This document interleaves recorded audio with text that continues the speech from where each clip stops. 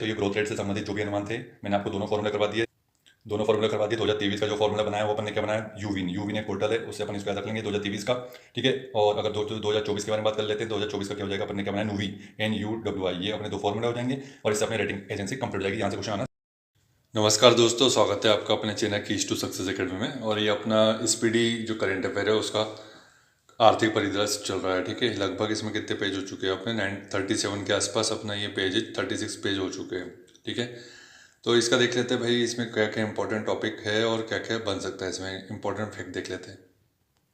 तो यहाँ one liner fact ही मिलेंगे, ज़्यादा से ज़्यादा आपको कुछ और इसके अलावा नहीं मिलेगा, लेकिन बहुत इंपॉर्टेंट है।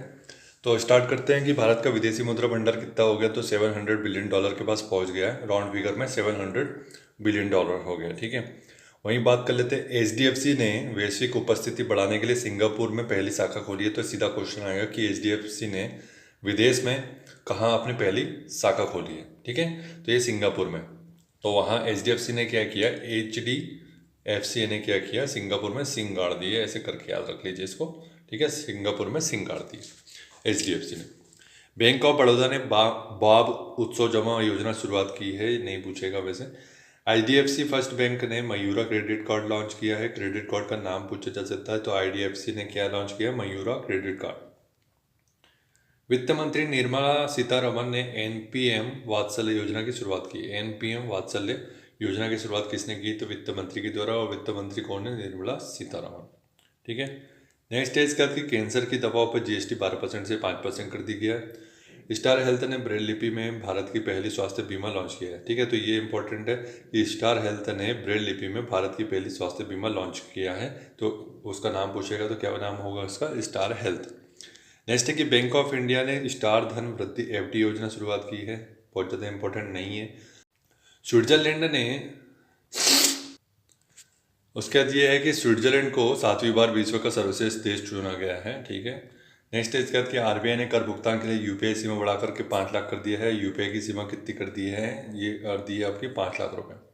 ठीक है, नेक्स्ट है इसके बाद कि भारत 2023 में वैश्विक कृषि निर्यात में 8वें स्थान पर हो गए। तो कृषि का निर्यात, वैश्विक कृषि का निर्यात 2023 में अपन कौन से स्थान पर पहुंच गए, 8वें स्थान पर पहुंच गए हैं। ठीक है, अब वो 8वें स्थान पे इसलिए क्योंकि हमारे यहाँ कंजम्पशन भी होता है, प्रोडक्शन तो ज़्यादा होता है लेकिन हम लोग कंजम्पशन भी ज़्यादा कर लेते हैं, इसलिए 8वें नंबर पे। नेक्स्ट है इसके बाद कि बंधन बैंक ने महिलाओं के लिए अवनी बचत खाता शुरुआत की। अवनी एक महिला का नाम है, तो महिला के लिए लॉन्च किया गया। ठीक है, तो हमेशा बंधन में रखा जाता है, महिलाओं को कहीं जाने आने नहीं दिया जाता, कुछ करने नहीं दिया जाता, तो उसके लिए इन्होंने क्या लॉन्च किया है, अवनी बचत खाता। नेक्स्ट है इसके बाद कि सेबी ने निवेशकों के लिए MI चैटबॉट सेवा लॉन्च किया है इसने। तो चैटबॉट सेवा नाम से किसने लॉन्च किया है, ये सेबी ने लॉन्च किया। ठीक है, नेक्स्ट है इसके बाद कि अमूल को दुनिया में सबसे मजबूत खाद्य ब्रांड का दर्जा दिया गया। तो खाद्य ब्रांड है अमूल, अमूल दूध डेयरी, आपको पता है। ठीक है, इंपॉर्टेंट है। नेक्स्ट है इसके बाद कि भारत रूसी तेल का दुनिया का सबसे बड़ा आयातक बन गया है। तो रूस का ही तेल हम लोग बुला रहे हैं क्योंकि अपने को सस्ते दाम में मिल जा रहा है। ठीक है, इसे याद रखना है अपने को, और ये आपको पता भी है, मतलब हम गल्फ कंट्री से नहीं ले रहे क्योंकि अब डॉलर और यूपी का जो दिक्कत है वो उसके कारण, प्लस ये कि यूक्रेन के साथ वॉर भी चल रहा है, तो प्राइस हाई हो चुका है उसका। SBI ने MSME को बिना किसी कठिनाई के ऋण प्राप्त करने के लिए MSME सहज ऑनलाइन पोर्टल शुरुआत की है। ठीक है, तो SBI ने लॉन्च की क्योंकि SBI का अपना सरकारी बैंक है, तो ऐसे आप याद रख सकते हैं कि भाई MSME सहज online platform. India bulls housing finance के नाम बदलकर क्या कर दिया गया, इंडिया हाउसिंग फाइनेंस का नाम बदल के कैपिटल लिमिटेड कर दिया गया। पेटीएम ने हेल्थ साथी, इंपॉर्टेंट है ये, पूछा जाएगा। पेटीएम ने हेल्थ साथी नाम से स्वास्थ्य और आय सुरक्षा योजना लॉन्च की है। तो पेटीएम ने कौन सी योजना, हेल्थ साथी नाम से स्वास्थ्य एवं आय सुरक्षा योजना लॉन्च की। टाटा ग्रुप भारत का सबसे मूल्यवान ब्रांड बन गया। अब एक्चुअली क्या है, ये मूल्यवान ब्रांड टाटा ग्रुप भी आता है और कई जगह रिलायंस भी आता है। तो अपन देख लेते हैं कि इसका अभी जो आंसर है वो क्या है, टाटा ग्रुप। ठीक है, नेक्स्ट है कि भारत का विदेशी मुद्रा भंडार कितना हो गया, 663। ये एक्चुअली जो सबसे ऊपर मिलता है स्पीडी में वो लेटेस्ट मिलता है, जो नीचे रहता है थोड़ा पुरानी जानकारी रहती है। तो इसको अपन ने याद किया $700 बिलियन। ठीक है, नेक्स्ट है कि चीन को पीछे छोड़ ब्रिटेन भारत का चौथा सबसे बड़ा निर्यात बाजार बन गया है। ठीक है, तो हम चौथे नंबर पर आ गया है ब्रिटेन, जिसे हम सबसे ज़्यादा निर्यात कर रहे हैं। ठीक है, SBI ने अमृत वृष्टि सावधि योजना शुरुआत की है। SBI ने शुरू की है, तो ये इंपॉर्टेंट है। ठीक है, अमृत वृष्टि सावधि जमा योजना। इंडस इंड बैंक ने महिला महिला पहलवानों को समर्थन देने के लिए रेसल फॉर ग्लोरी पहल शुरुआत की है। इंपॉर्टेंट है, स्पोर्ट्स से संबंधित है, तो ये पूछा जा सकता है। इंडस इंड बैंक ने ब्रांच एक्स ने ओएनडीसी के माध्यम से भारत का पहला व्यक्तिगत ऋण लॉन्च किया। ये पूछा जाएगा क्योंकि इंपॉर्टेंट है, क्योंकि व्यक्तिगत ऋण लॉन्च किया जा रहा है किसने, ब्रांच एक्स ने ओएनडीसी के साथ। ठीक है, तो हर एक व्यक्ति अलग अलग ब्रांच खोलेगा, तो उसके लिए क्या कर रहे हैं ये लोग, हर एक व्यक्ति जो खोलना चाह रहा है अलग अलग ब्रांच, उसको ऋण देना चाह रहे हैं। ठीक है, लोन दे रहे हैं उसको। आईसीआईसीआई बैंक ने विदेश में रहने वाले भारतीय छात्रों के लिए स्टूडेंट सेफिरो फॉरेस्ट कार्ड लॉन्च किया। विदेश में रहने वाले भारतीय छात्रों के लिए किसने, आईसीआईसीआई बैंक ने। ठीक है, नेक्स्ट है कि भारत ने वैश्विक इक्विटी बाजार में हांगकांग को पीछे छोड़कर चौथा स्थान हासिल कर लिया। वैश्विक इक्विटी बाजार में भारत का स्थान कौन सा होगा, चौथा। हराया किसको, हांगकांग को। ठीक है, इंपॉर्टेंट है इक्विटी बाजार, मतलब वही है आपका जो ये जो स्टॉक मार्केट होता है उसके बारे में बात कर रहे हैं। ठीक है, नेक्स्ट है कि एप्पल को पीछे छोड़ एनवीडिया दुनिया की दूसरी सबसे मूल्यवान कंपनी बन गई है। ठीक है, दुनिया की सबसे दूसरी मूल्यवान कंपनी कौन सी बन गई, एनवीडिया। ठीक, नेक्स्ट है कि चीन को पीछे छोड़ ब्रिटेन, ये तो अपन ने देख लिया अभी। मिराई एसेट भारत का पहला EV exchange traded fund launch किया। मिराई एसेट ने, मिराई एसेट एक कंपनी है, तो उसमें पहला ईवी एक्सचेंज, इलेक्ट्रॉनिक व्हीकल से संबंधित है ये। ठीक है, तो ईटीएफ लॉन्च किया ईवी के लिए। वित्त वर्ष 2024 में भारत का शुद्ध एफडीआई कितना घट गया भाई, 62% घट गया है। ठीक है, नेक्स्ट है इसके बाद कि अमेरिका को पछाड़कर चीन भारत का नंबर 1 व्यापारिक साझेदार बन गया। तो अमेरिका को पछाड़कर चीन फिर से बन गया। ठीक है, पहले अमेरिका था, अब फिर से चीन हो चुका है, ध्यान रखना, ये इंपॉर्टेंट है, पूछा जा सकता है। नेक्स्ट है इसके बाद कि प्रधानमंत्री आर्थिक सलाहकार परिषद के अनुसार 1950 और 2015 के बीच हिंदू आबादी में कितने % की गिरावट आई। तो ये 7.8% की गिरावट आई है। ठीक है, हिंदू आबादी में 1950 से 2015 तक, ध्यान रखिएगा इसको, इंपॉर्टेंट है, बाई चांस पूछ ले तो ध्यान रखिए। नेक्स्ट है कि भारत $100 अरब का ऑपरेशन प्राप्त करने वाला पहला देश बन गया, $100 बिलियन का ऑपरेशन प्राप्त करने वाला। ठीक है, जिम्बाब्वे ने मुद्रा संकट को दूर करने के लिए जिग मुद्रा लॉन्च की है। जिग से जेड आ रहा है और जिम्बाब्वे में भी जेड आ रहा है। ठीक है, ध्यान रखना इससे। नेक्स्ट है कि हिताची पेमेंट सर्विसेज ने भारत में अपग्रेडेबल एटीएम लॉन्च किया है। किसने, हिताची ने। ठीक है, वरिष्ठ नागरिकों की जमा राशि बढ़ी। वित्त वर्ष 2024 में सरकार को 27,000 करोड़, छोड़ दो ये इंपॉर्टेंट नहीं। वित्त वर्ष 2024 में भारत का फार्मास्यूटिकल निर्यात कितना हो गया बढ़कर, $28 बिलियन। ये भी इंपॉर्टेंट नहीं है, ऐसा नहीं पूछा जाता। चाइना मोबाइल को पीछे छोड़ जियो दुनिया की सबसे शीर्ष टेलीकॉम कंपनी बनी है। चाइना मोबाइल को छोड़ करके जियो बन गई। ठीक है, रत्न और आभूषण के क्षेत्र में भारत सरकार ने एईओ का दर्जा प्राप्त कर लिया है। ठीक है, रत्न और आभूषण के क्षेत्र में। नेक्स्ट है इसका कि एलआईसी दुनिया का सबसे मजबूत बीमा ब्रांड बना है। बीमा ब्रांड कौन बना है मजबूत, ये हो जाएगा एलआईसी। ठीक है, यस बैंक ने पेरिस ओलंपिक 2024 के लिए भारतीय ओलंपिक संघ से साझेदारी की है। तो ये बहुत इंपॉर्टेंट है। ठीक है, तो पेरिस ओलंपिक जो 2024 में होने वाला है उसके लिए भारतीय ओलंपिक संघ के साथ किसने पार्टनरशिप की, यस बैंक ने। तो इसको कैसे याद रखेंगे, अभी भारतीय ओलंपिक संघ ने बहुत सारे बैंकों से बोला कि भाई एक काम कीजिए कि हम लोग अपने जो बच्चे हैं उनको ट्रेनिंग दिलवाना चाह रहे हैं, फॉरेन टाइप की इंटरनेशनल ट्रेनिंग देना चाहते हैं। तो आप में से कितने लोग हैं जो $1,000 बिलियन दे देगा। तो सबने नो कर दिया, सिर्फ एक ही बैंक था जिसने बोला यस यस यस मैं दूंगा। तो इससे याद रख लेंगे अपन इसको। ठीक है, grid controller of India limited को मिनी रत्न का दर्जा दे दिया गया। इंपॉर्टेंट है, पूछा जा सकता है। भारत में गरीबी 5% से नीचे आई, नीति आयोग की सीईओ ने बोला है। इसके बाद कि वर्ष का सर्वश्रेष्ठ प्रौद्योगिकी बैंक पुरस्कार साउथ इंडियन बैंक को मिला है। ठीक है, प्रौद्योगिकी बैंक का पुरस्कार इंपॉर्टेंट है, तो साउथ इंडियन बैंक SIB।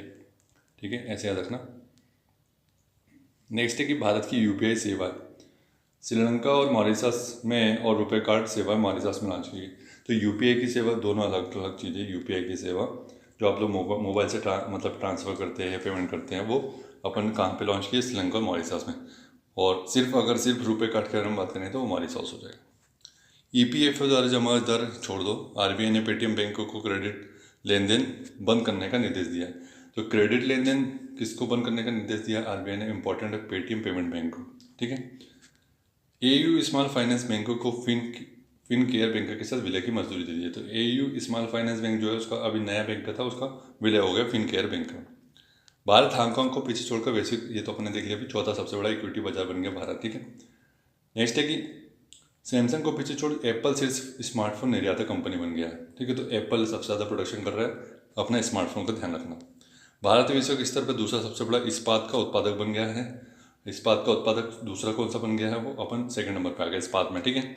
पहले पे चीन है। एसबीआई को पछाड़कर एलआईसी देश की सबसे मूल्यवान पीएसयू बन गई है। तो बीमा की भी यही हो जाएगा, सबसे मूल्यवान बीमा कंपनी कौन सी है, एलआईसी, और सबसे मूल्यवान पीएसयू वो भी एलआईसी, ठीक है। वित्त वित्त मंत्री ने बोला भारत का लक्ष्य 2028 तक $5 ट्रिलियन की अर्थव्यवस्था बनने का लक्ष्य है। तो वित्त मंत्री ने बोला तो बहुत इंपॉर्टेंट है, पूछेगा भी। अब इसको अपने याद रख लेते, क्योंकि भाई ये चीज़ अपने को याद रहेगी नहीं, क्योंकि वहाँ पर अगर 2026, 27, 28, 29 दे दी ना तो फंस जाएंगे, ठीक है। तो 28, तो इसको कैसे याद रख सकते हैं कि $5 ट्रिलियन की इकोनॉमी बनाना कोई मजाक का काम नहीं है, ठीक है। तो इसके लिए अपने को 28 नाटक करने पड़ेंगे, 28 प्रकार के नाटक करने पड़ेंगे, तभी हम $5 ट्रिलियन की इकोनॉमी बना पाएंगे, ठीक है। तो ये ध्यान रखना, 28 से हो जाएगा 2028 का लक्ष्य अपना, ठीक है। अब ये जो चीज़ है यहाँ पे रेटिंग दी गई है, बहुत इंपॉर्टेंट है भाई, कब अपना ग्रोथ कब तक कितना होने वाला है। यहाँ से जो इंपॉर्टेंट है मैं बता देता हूँ आपको, जो हमेशा पूछा जाता है। वो क्या पूछता है, आईएमएफ पूछता है पहला, विश्व बैंक पूछता है दूसरा, एनएसओ पूछता है, और अपना यूएन पूछेगा। बाकी जो ऊपर की है पढ़ो ही मत, तो अपने को कन्फ्यूज़न होगा ही नहीं, ठीक है। अब बात कर लेते हैं कि भाई ये जो इंपॉर्टेंट है नीचे वाली, उसमें किसने क्या क्या बोला है। तो इसको अपन एक क्रम में याद करेंगे। तो सब अपन कभी भी परसेंटेज में ही याद रखते हैं, मतलब राउंड फिगर में याद रखते हैं अपन, कोई पॉइंट वॉइंट नहीं देखते। तो 69 हो जाएगा, फिर उसके बाद 75, फिर 78, और फिर उसके बाद हो जाएगा अपना 82, ठीक है। ये 2023 का मैं बता रहा हूँ आपको, ठीक। तो ये 2023 के लिए कैसे याद रहेगा, इसको यूविन कर लेंगे अपन, UWIN, यूविन, ठीक है। यूविन हो जाएगा, तो ये 65 अपना हो जाएगा, 69, फिर हो जाएगा 75, फिर हो जाएगा 78, और फिर हो जाएगा 82। ये 2023 का। अब 2024 का भी इसी का याद कर लेते हैं अपन।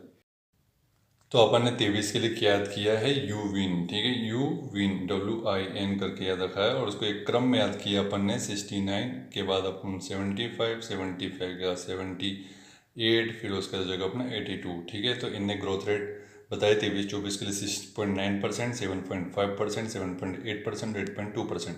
अब इसको 24-25 में भी अपन क्रम में ही याद करेंगे, ठीक है।